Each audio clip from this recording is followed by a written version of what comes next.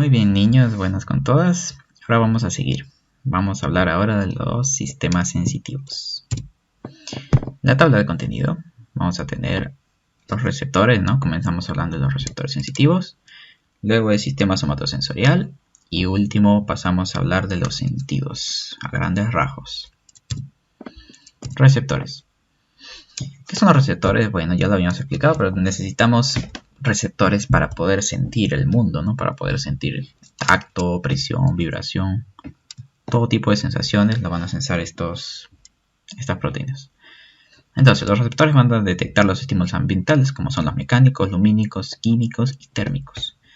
Vamos a tener muchos tipos de receptores, entre los que están los fotorreceptores, quimiorreceptores, mecanorreceptores, nociceptores y termorreceptores.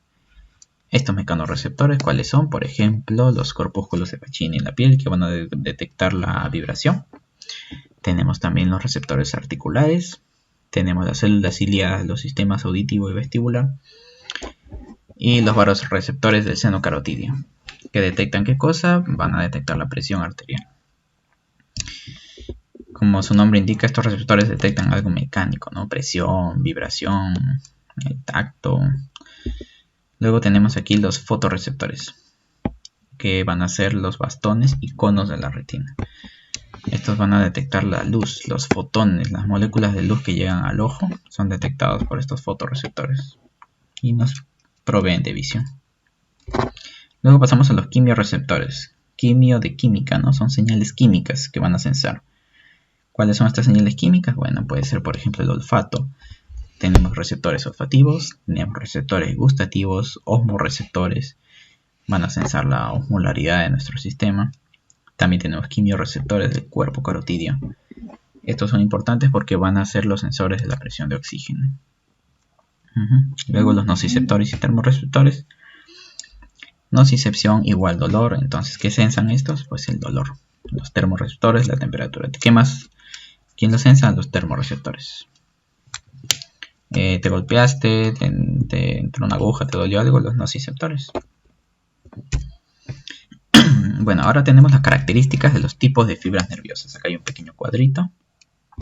Aquí lo que quiero que se concentren es en los tipos de fibra, porque suele ser preguntado en exámenes también. Las fibras A y las fibras C. Más que nada esas dos. ¿Por qué? Porque las fibras C son fibras de dolor lento.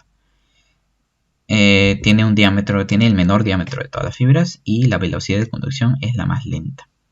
¿Qué significa esto? Que, por ejemplo, no sé si a ustedes les ha pasado que cuando se golpean siempre hay como que un pequeño dolor inicial, uno súper rápido inicial, y luego te deja doler y luego comienza un dolor constante, pero es el último dolor que sentiste. Ese último es gracias a las fibras C, ¿no? Son enviadas por fibras C,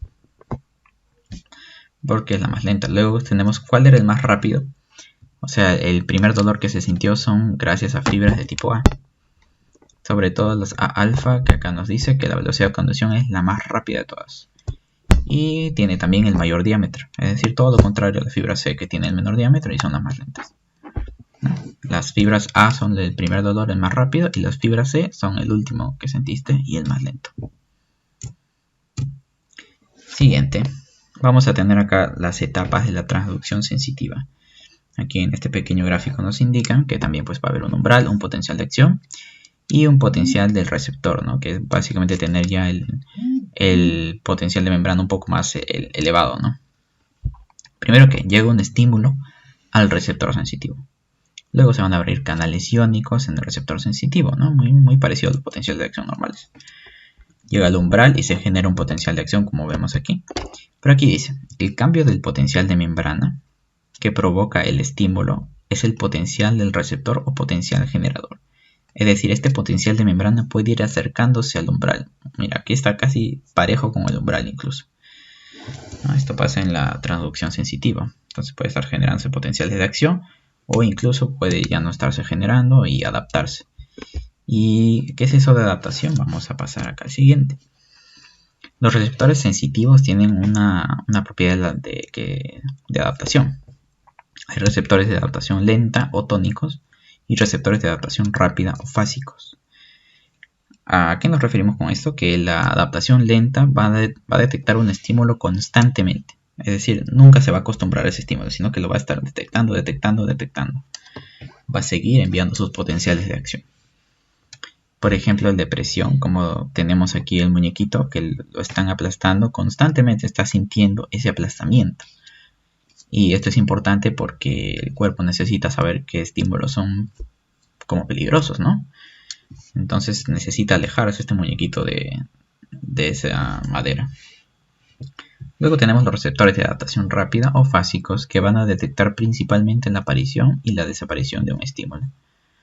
Aquí el mejor ejemplo que tenemos es el de un niño que se está cambiando. Bueno, nosotros mismos, ¿no? Cuando nos ponemos la ropa, sentimos la camisa, sentimos el polo, sentimos el pantalón. Pero pasa ese momento y ya no lo volvemos a sentir a lo largo de todo el día. ¿Y por qué pasa eso? Bueno, pasa porque nuestros receptores que sensaron a la ropa dejan de enviar potenciales de acción. Se adaptaron muy rápidamente y ya no envían potenciales de acción, entonces ya no los sentimos ya. Pero cuando los volvemos a sacar, se vuelven a activar y sentimos, ¿no? ¿Esto quién lo aprovecha? Bueno, en ciudades en las que suelen haber malhechores, ¿no? Te suelen quitar el celular de bolsillo. ¿Por qué? Porque el celular ya no lo sientes ya. Cuando tú tienes el celular en el bolsillo mucho tiempo, ya esos receptores se adaptan. Entonces ya ni siquiera sientes que tienes el celular. Te lo quitan y tampoco sentiste nada. Entonces muchos se aprovechan de eso también. Bueno, ahora pasamos al sistema somatosensorial. El sistema somatosensitivo va a tener vías, ¿no? Distintas vías que van a comenzar mediante la recepción de la sensación, ¿no? Gracias al receptor. Entonces tenemos, por ejemplo, el sistema de la columna dorsal. Va a ser el tacto fino, presión, discriminación de 2 puntos, vibración y propiocepción. Va a haber cierto recorrido.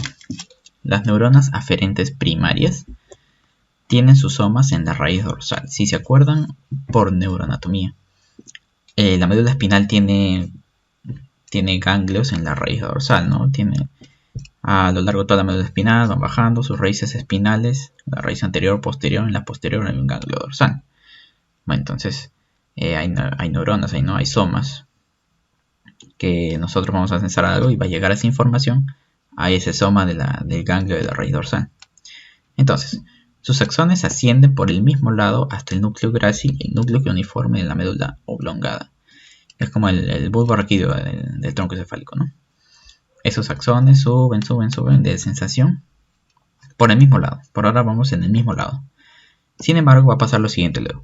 Desde la médula oblongada, las neuronas de segundo orden cruzan la línea media y ascienden al tálamo contralateral, donde establecen sinapsis con neuronas de tercer orden.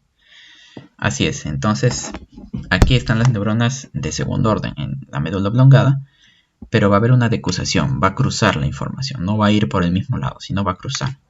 Es decir, me quemo la mano izquierda, ¿dónde va a ir esa información? Va a subir, llega a la médula oblongada y luego va a cruzar la línea media y va a ascender al tálamo contralateral, es decir, a mi tálamo derecho. Y aquí va a establecer su sinapsis con las neuronas de tercer orden. Luego, las neuronas de tercer orden van a ascender a la corteza somatosensitiva, donde hacen sinapsis con neuronas de cuarto orden. Aquí en la corteza somatosensitiva del cerebro van a estar las neuronas de cuarto orden, ¿no? Entonces, un pequeño repaso. Neuronas de primer orden, el ganglio es la raíz dorsal. Luego suben por el núcleo grácil, el núcleo cuneiforme, llegan a la médula oblongada, que son las neuronas de segundo orden, y va a decusar, esto es importante, cruzan la línea media y van a ascender al tálamo. Aquí están las neuronas de tercer orden. Finalmente, en la corteza cerebral ya están las neuronas de cuarto orden, ¿no? Ese es el camino principal. Por eso, si es que tienes una lesión aquí cerebral que afecte la corteza somatosensorial, por ejemplo, derecha, ¿dónde se va a ver afectada? En tu extremidad izquierda, porque esto es contralateral, es siempre el opuesto. Ahora, aquí tenemos otro sistema que es el sistema anterolateral. Este va a procesar las sensaciones de temperatura, dolor y tacto grosero. Va a haber un recorrido aquí. Las neuronas de segundo orden cruzan la línea media hasta el cuadrante anterolateral de la médula espinal y ascienden al tálamo contralateral. Aquí también hay una decusación, donde establecen sinapsis con las neuronas de tercer orden. ¿Dónde? Pues en el tálamo, ¿no? Recuerden, tálamo tercer orden. El tálamo es como un sistema de relevo. Siempre llega la información al tálamo antes de la corteza cerebral. Bueno, ¿qué tenemos luego?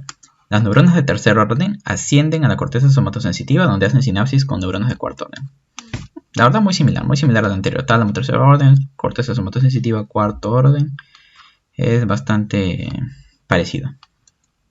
Este es el sistema anterolateral. ¿Para qué es este sistema? Se usa para las sensaciones de temperatura, de dolor y de tacto grosero. Ahora pasamos a la siguiente parte, que es los sentidos. Tenemos, por ejemplo, la visión. Aquí tenemos al ojito. La visión es gracias al poder de refracción que no tiene, ¿no? ¿Qué es la refracción? La refracción es el cambio de dirección y lentitud que experimenta una onda al pasar de un medio a otro con distinto índice refractivo. Entonces, lo más común que tenemos y el hecho de por qué usamos lentes es por los errores de refracción. Aquí tenemos la emetropía. Siempre que escuchen una E antes de algo, o sea, el prefijo E significa normal. Emetropía, eutóxico, eutiroideo. El E es normalidad. Entonces, emetropía significa normal. La luz se concentra en la retina, ¿no? La retina es la que detecta. Ahí están los fotorreceptores. La hipermetropía, la luz se concentra detrás de la retina y se va a corregir con una lente convexa. La miopía es el cual es el corto de vista, ¿no? Lo más común, el error de refracción más común. La luz se va a concentrar delante de la retina y se corrige con una lente bicóncava. Y luego tenemos el astigmatismo, donde la curvatura del cristalino no es uniforme y se va a corregir con una lente cilíndrica. Ahora tenemos a la audición, con sus distintas etapas. Etapa 1. Las ondas sonoras van a provocar la vibración del órgano de Corti y esta vibración hace que las células ciliadas se deformen mediante una fuerza de cizallamiento cuando empujan contra la membrana tectórea. Luego el 2, o sea, siguiente etapa que sigue luego, la deformación de estos cilios va a provocar los cambios en la conductancia para el potasio de la membrana de las células ciliadas. Esta deformación en un sentido va a provocar la despolarización. ¿Recuerdan? Despolarización igual potencial de acción. No sube, pasa el umbral, potencial de acción. La deformación en el otro sentido va a provocar hiperpolarización. Es decir, la fuerza de cizallamiento en el sentido contrario, en vez de despolarizar, va a hiperpolarizar.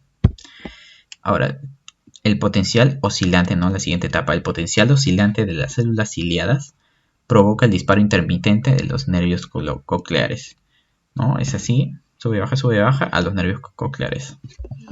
Gracias a esto se da la audición. Esto es muy a grandes rasgos, sinceramente. Vamos a hablar ahora de la olfacción. Es el par craneal 1. Recuerden los pares craneales también de neuroanatomía. Los 12 pares craneales, ¿no? El 1 era el par olfatorio. Va a transportar la información de las células receptoras olfatorias al bulbo olfatorio. Aquí hay 4 etapas. Primera etapa, las moléculas olorosas se unen a proteínas receptoras situadas en los cilios de las células receptoras olfatorias. Luego, cuando los receptores se activan, van a activar proteína G, que a su vez activan adenidato ciclasa. Va a ocurrir un aumento del AMP cíclico intracelular, que abre los canales de sodio en la membrana de los receptores y va a generar un potencial de receptor despolarizante. Se despolariza aquí. Luego el potencial del receptor despolariza el segmento inicial del axón hasta el umbral, ¿no? Como siempre, ¿no? Tiene que llegar al umbral y se generan potenciales de acción que se propagan. Bueno, ¿no? Una vez que llega al umbral pasa y ya se va a propagar el potencial de acción. Este es respecto a la olfacción. Ahora vamos al siguiente sentido, el gusto. Aquí sí es muy importante esto, sobre todo los pares craneales. Los 2 tercios anteriores de la lengua detectan los sabores salado, dulce y umami. Y van a estar inervados por el par craneal 7, el facial. Recuerden, 2 tercios anteriores de la lengua que detectan sabores es por el par 7.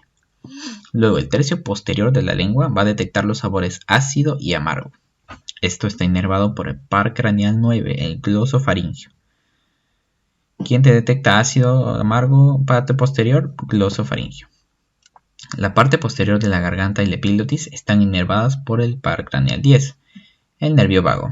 Pero principalmente lo que tiene que saber de sabores, 2/3 anteriores, el facial está inervado por el facial y el tercio posterior por el glosofaringio. Y bueno, eso es todo por esta clase. Muchas gracias por su atención.